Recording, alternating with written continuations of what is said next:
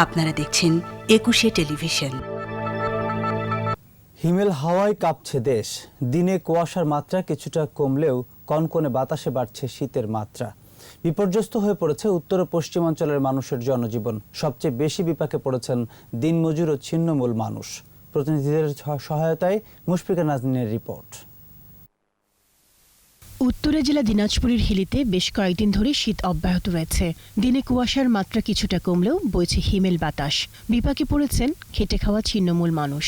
আমরা তো বাবা কাজ কাম করে পারি না, ঠান্ডার মধ্যে ঘর থেকে বাড়াবার পাই না, কিছু করে পাই না, বুড়া মানুষ জানতে কি করব। গাইবান্ধায় ঘন কুয়াশার কারণে দিনের বেলাতেও হেডলাইট জ্বালিয়ে চলে যানবাহন। শীতের কারণে বেশি কষ্ট পোহাচ্ছেন বয়স্ক ও শিশুরা। চুয়াডাঙ্গায় বইছে মাঝারি শৈত্যপ্রবাহ, এতে বিপর্যস্ত হয়ে পড়েছে জনজীবন। ঠাকুরগাঁও জেলায় মাঝারি থেকে মৃদু শৈত্যপ্রবাহ, হিমেল বাতাস আর ঘন কুয়াশায় দুর্ভোগে শ্রমজীবী মানুষ। আজকে আমি সকাল সকাল কাজে যাচ্ছি। কয়েকদিন আগে তো কুয়াশা কম ছিল, এখন আজকে যেরকম কুয়াশা পড়ছে মানে দেখার মতো কোনো পরিস্থিতি নাই। তারপরেও যাচ্ছি, এখন তো কাজ করে খেতে হবে। আমাদের এলাকায় কোনো কম্বল দেওয়া নাই, কোনো কিছু নাই, তাহলে আমরা এই লোকগুলা আমরা ঘর থেকে কেমনে বেরোবো, কাজ কাম কেমনে করবো? কেথা বালিশ নাই, হালকা পাতলা কেথা বালিশ, চাদর কম্বলের দিন কাটাই। তীব্র শীত আর কনকনে বাতাসে গবাদি পশু নিয়ে বিপাকে পড়েছেন এসব অঞ্চলের মানুষ।